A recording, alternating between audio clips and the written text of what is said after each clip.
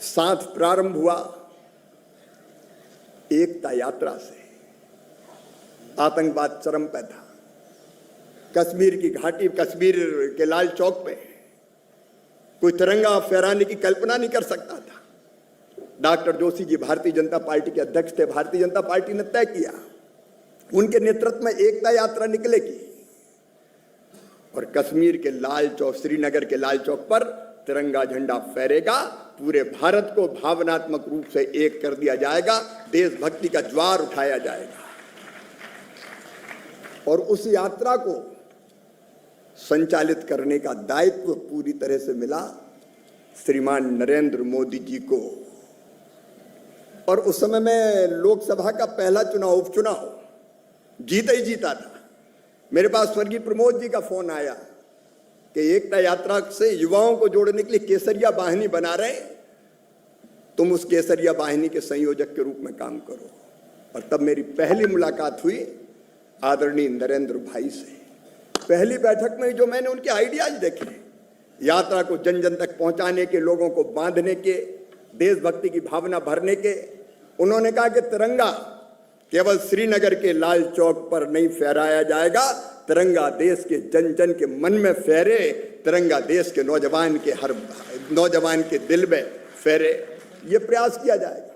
और ये विचार हुआ कि एक यात्रा क्यों, एक मुख्य यात्रा होगी और एक मुख्य यात्रा में कई उप यात्राएं जुड़ेंगी जो पूरे देश को मथती हुई, जनता को जनता में देशभक्ति का भाव भरती हुई श्रीनगर की तरफ बढ़ाएगी। और सचमुच में वैसे ही हुआ। देशभक्ति का ऐसा ज्वार मुझे आज तक याद है। केसरिया वाहिनी के संयोजक के नाते मैंने देश भर का दौरा किया। देश भर में नारे लगते थे, कश्मीर हमारा माथा है और दिल्ली दिल की रानी है, खबरदार देश के दुश्मनों, मिटने को आतुर अपनी जवानी है। युवा निकल पड़े थे उस समय। मुझे याद है 23 जनवरी को फगवाड़ा में आतंकवादियों ने एकता यात्रा में जा रहे कार्यकर्ताओं को लेकर जा रहे बस पर हमला किया। 6 कार्यकर्ता बलिदान हो गए, शहीद हो गए।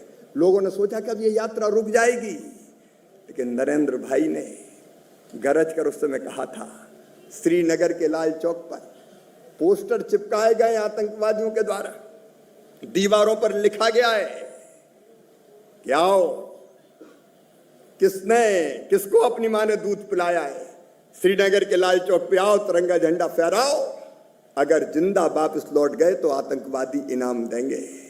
और तब नरेंद्र भाई ने कहा था, 26 जनवरी में कुछ ही घंटे शेष है, लाल चौक पर फैसला हो जाएगा कि किसकी मां ने दूध पिलाया है।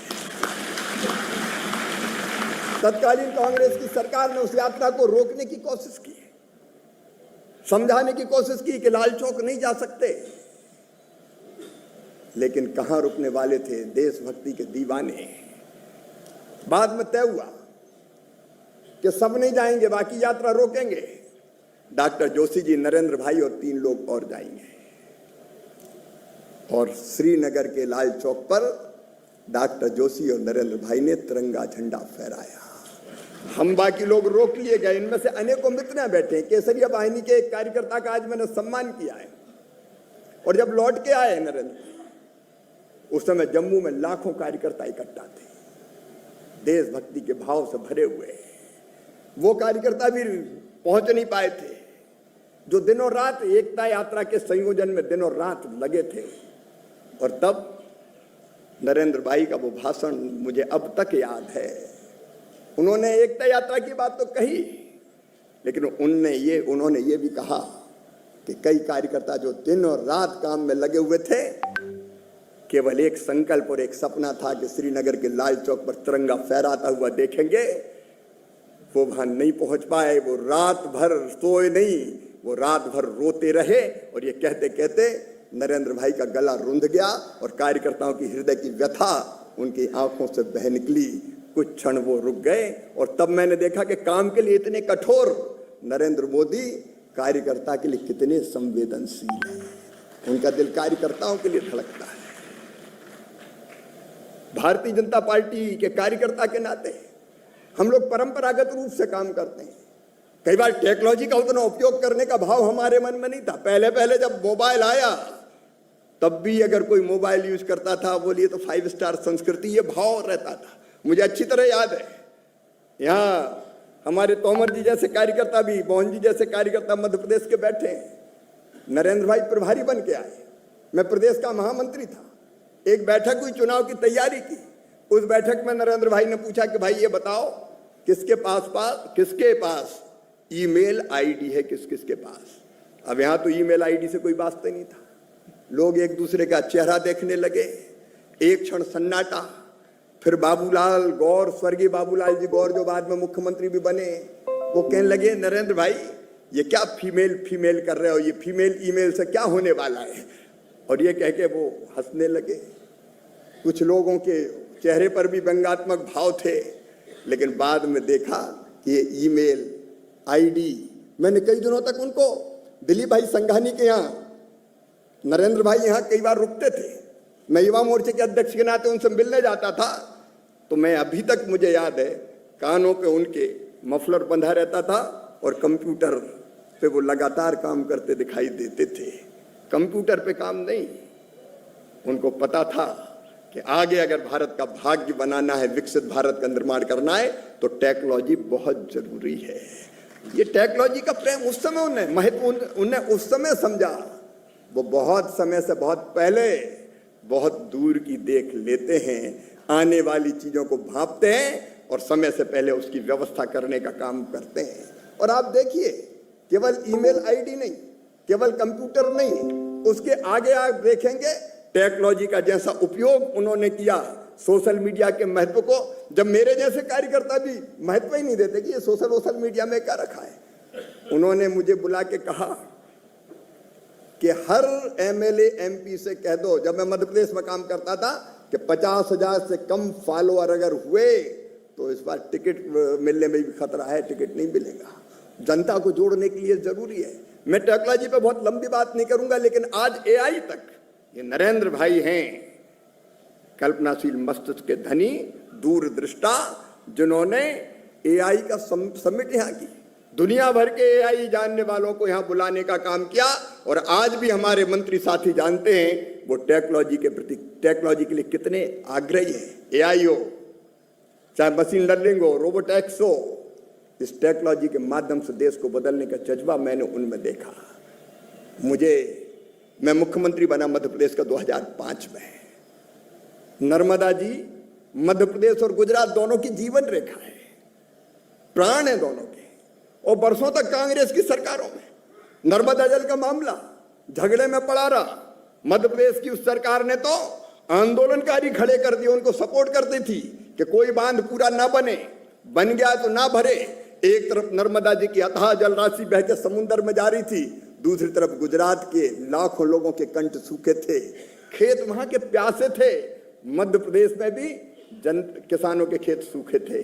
और तब मुझे अच्छी तरह याद है, मुझे नरेंद्र भाई ने फोन करके बुलाया था कि गुजरात भवन में बात करते हैं, बैठक करते हैं, आइए। मैं गया और तब वैज्ञानिक दृष्टिकोण से पानी का कितना महत्व है और ये पानी रोक के अगर गुजरात और मध्य प्रदेश की खेतों में दे दिया जाएगा तो हम कैसे तस्वीर और तकदीर बदल सकते हैं। बरसों तक मामला लंबित रहा, लेकिन उस बैठक में ये फैसला हो गया कि खाली जो बांध बन गए वो भी भरे जाएंगे, नए बांध बनेंगे, ऊंचाई बढ़ाई जाएगी और दोनों राज्य को फायदा ही फायदा था। उन्होंने कहा हम सब भारत माँ के लाल, भेदभाव का कहां सवाल। एक माहौल बनाने की कोशिश होती थी, डूबेगा मध्य प्रदेश, फायदा मिलेगा गुजरात को। लेकिन सच बात यह थी कि मध्य प्रदेश को जल का 18.25 मिलियन एकड़ फीट मध्य प्रदेश को मिलना था, गुजरात को 9 मिलना था, महाराष्ट्र और राजस्थान को भी मिलना था। और बिजली में 57% शेयर मध्य प्रदेश का था। उस समय मध्य प्रदेश में अंधेरा था, 2-2, 3-3 घंटे मध्य प्रदेश में बिजली नहीं मिलती थी। हमने संकल्प किया कि पानी गुजरात के खेतों में भी जाएगा और मध्य प्रदेश की धरती पर भी आएगा। हमने बेहतर पुनर्वास करके एक फैसला किया और उसका फायदा अभी वर्तमान मुख्यमंत्री मध्य प्रदेश के यहाँ बैठे हुए हैं।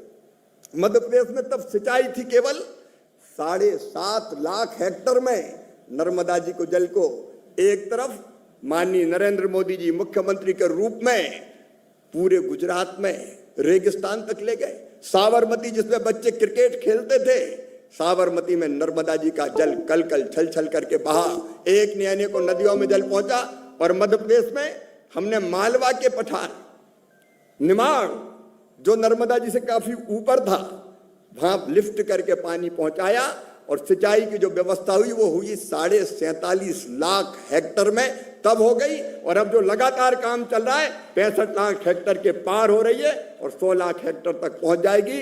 और दूसरी तरफ गुजरात की लाखों लाख जनता को न केवल पीने का पानी मिला, बल्कि मुझे अच्छी तरह याद है गुजरात के पाटिल जी और मनसुख भाई यहाँ दिख रहे हैं, सुजलाम सुफलाम योजना चलाई नरेंद्र भाई मोदी जी ने और रेगिस्तान को नंदन वन बनाने का काम करके दिखा दिया, चमत्कार करके दिखा दिया। एक फैसला देश को कैसे बदल सकता मुझे अच्छी तरह याद है। उस समय मध्य प्रदेश का कुल कृषि का उत्पादन था 1,59,00,000 मीट्रिक टन, जो बढ़ के हो गया था 6,19,00,000 मीट्रिक टन। 6,19,00,000 मीट्रिक टन, अब तो और ज्यादा बढ़ गया है। एक फैसले ने बदल दिया। एक बार फिर मैं नया मुख्यमंत्री बना था, मैंने कहा मोदी जी से कि मुझे गुजरात की अच्छी योजनाएं देख के समझना है। उन्होंने कहा आ जाओ। मैं पहुंचा तो मैंने सोचा कि कुछ अफसरों को मेरे साथ बिठाया जाएगा और वो अधिकारी उन योजनाओं के बारे में जानकारी दे देंगे। लेकिन मैं जान के आश्चर्यचकित रह गया। नरेंद्र भाई स्वयं उपस्थित थे, उनके मंत्रिमंडल के सारे वरिष्ठ मंत्री उपस्थित थे, प्रेजेंटेशन का पूरा इंतजाम किया गया था और एक एक योजना रुचि लेके नरेंद्र भाई ने, कई बार मुझे लगा वो गुजरात के मुख्यमंत्री थे, मध्य प्रदेश से इतना क्या लेना देना, लेकिन एक एक योजना नरेंद्र भाई ने हमारे सामने प्रेजेंटेशन के माध्यम से एक्सप्लेन की और उनमें से कई योजनाएं मैंने पकड़ ली। उनमें से एक थी ज्योतिग्राम योजना। अब मध्य प्रदेश में तो 2-3 घंटे भी बिजली नहीं मिलती थी, अंधेरों का प्रदेश। मई के महीने में तो मध्य प्रदेश की जनता रात भर सड़कों पर ही रहना पड़ता था, यह हालत हुआ करती थी। ज्योतिग्राम योजना का मतलब यह था कि गांव में 24 घंटे बिजली मिल जाए और किसानों को 8 से लेकर 10 घंटे तक खेत के लिए बिजली मिल जाए, पर्याप्त होगी। फीडर सेपरेट किए थे। मैं लौट के आया और तत्काल फैसला किया कि फीडर सेपरेशन होगा। तोमर जी यहाँ बैठे, मैंने घोषणा कर दी मध्य प्रदेश आके कि 3 साल के अंदर मध्य प्रदेश में 24 घंटे गांव में और शहरों में बिजली दे दी जाएगी। कांग्रेस ने व्यंग कसे, मुंगेरी लाल के सपने देख रहा है। मेरे मंत्रिमंडल के साथियों ने कहा कि भाई साहब ये कर क्या रहे हो, हो नहीं पाएगा, जवाब जनता को देना पड़ेगा। लेकिन हम सीख के आए थे और पूरा मध्य प्रदेश जानता 3 साल के अंदर मध्य प्रदेश के गांव में भी 24/7 बिजली देने का चमत्कार किया गया। गुजरात में कृषि महोत्सव होता था, मोदी जी ने प्रारंभ किया था और प्रारंभ इस भाव से किया था कि हमारे वैज्ञानिक, हमारे एग्री स्टूडेंट्स, एग्रीकल्चर का अमला, प्रगतिशील किसान ये साल में एक बार निकले, सॉइल की टेस्टिंग हो, गांव-गांव जाएं और किसान को आधुनिक खेती के तरीके सिखाएं। मध्य प्रदेश में भी हमने वो कृषि महोत्सव प्रारंभ करके 7 बार कृषि कर्मण अवार्ड जीतने का चमत्कार मध्य प्रदेश ने उस समय करके दिखाया था। बेटी बचाओ बेटी पढ़ाओ अभियान चल रहा था गुजरात में, हमने उस अभियान को देखा और मध्य प्रदेश में बेटी बचाओ अभियान चलाया, लाडली लक्ष्मी जैसी योजना बनाई। मैं विस्तार में नहीं जाऊंगा, लेकिन मैं परिणाम आपको बता रहा हूं। मध्य प्रदेश में सेक्स रेशियो था 1000 बेटों पर केवल 912 बेटियां पैदा होती थी। बेटी बचाओ अभियान चला, गांव-गांव हम सप्ताह में एक बार जाते थे, साधु संत भी साथ निकलते थे, बेटियों की पूजा करते थे, लोगों को बताते थे बेटी है तो कल है, बेटी नहीं बचाओगे तो बहू कहां से लाओगे। हालत ये हो गई कि साधु संत प्रवचनों में बेटी बचाओ की बात करते थे, शादी के निमंत्रण पत्रों पे लिखा जाता था कि बेटी है तो कल है, और धीरे धीरे सेक्स रेशियो सुधरता चला गया। 912 से 919 हुआ, फिर 930 हुआ और फिर बढ़ के 970 तक पहुंच गया। एक फैसला चमत्कार कर सकता है, एक फैसला चमत्कार कर सकता है। ये हमने नरेंद्र भाई से सीखा, मोदी जी से सीखा। ऐसी एक नहीं अनेकों योजनाएं। आज एक बेटी जिसका मैंने सम्मान किया था, एक बार नरेंद्र भाई में रीवा में कार्यक्रम होने वाला था उनका, वो प्रधानमंत्री थे, मैं मुख्यमंत्री था। उन्होंने फोन करके कहा मैं रीवा आ रहा हूं, लेकिन शिवराज एक बेटी को तैयार करो, वो बेटी धरती माँ बनेगी और धरती माँ बन के अच्छी नाटिका बने जिसमें बेटी कहे मुझे मत मारो, मैं धरती हूं, तुम्हारी माँ हूं, इतना केमिकल फर्टिलाइजर काय को डाल रहे हो, इतना कीटनाशक काय को डाल रहे हो? अरे आने वाली पीढ़ियों का भी तो ध्यान रखो। वो मुझे फोन पे 15 मिनट 20 मिनट समझाते रहे। एक प्रधानमंत्री 15 मिनट 20 मिनट फोन पे समझाए कैसी नृत्य नाटिका होना चाहिए। राजेंद्र शुक्ला जी भी आए, वो जानते होंगे रीवा में कार्यक्रम हुआ, तो रीवा के उस कार्यक्रम में नृत्य नाटिका हुई। वो बेटी जिसका मैंने सम्मान किया था, धरती कहे पुकार के, वो धरती माता बनी थी। और मोदी जी ने खड़े रह के उस पूरी नृत्य नाटिका को देखा था। खड़े वो इसलिए थे कि जनता भी उतने ध्यान से ही देखे।